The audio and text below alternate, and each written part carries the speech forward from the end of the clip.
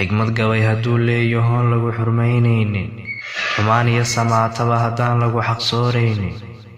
xushmad iyo haddaan lagu helayn sharaf lahayn daabo xaqdhowr iyo haddaan lagu ogayn xilasho suugaanta xaalkeedu waa gaabso oo xeedhaha u korine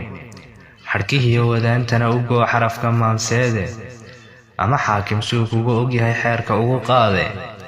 xoola dhaansi markii uu noqdaan xooray gabaygiye ha yeeshee bal maantana mid bay igu xujeeyeene xilligiiyo wakhtigan taagan baa ii xubeel dayee xigashada ma doonayna way igu xudheeyeene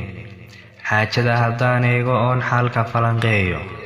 xaqiiqadu waxay tahay haddaan xoorka ka caddeeyo xal nin qaatay bay gubi tidhaa xalana weeyaane xumaatada ninkii falay haddii lala xumaanayo xaalkuba hadduu yahay xinkii xaasid lagu reebay xurmo lagama gaadho samaa lagu xasiliyaayo xaggan iyo xaggaasiba haddii laysku xilanayo xaajadu intay murug tahee xuladku qiiqaayo siyaasadii intay xoog tahee kursiga laysku xaganayo xagaldaaca shacabkii intaa lagu xabaalayo xal waaroo la gaadhaa ma jira ee taa xaqiiqsada xoola dhaansi baa lagu jiraa xaalka maanta ahe xoolihii abaaraa ku dhacay xaalufiyo oone xilli adag dadkii baa ku jira xaadirkaa sugane haddaan xaakim madarkiisa furingeeri baa xigiye iyaguna xariir bay intaa ku xaragoodaane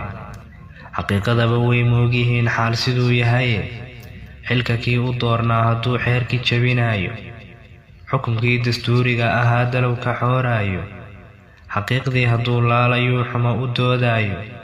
xal ninkii u diriraba hadduu xadhig la doonayo fikirkii xorta ahaa hadduu xumo ka qaadayo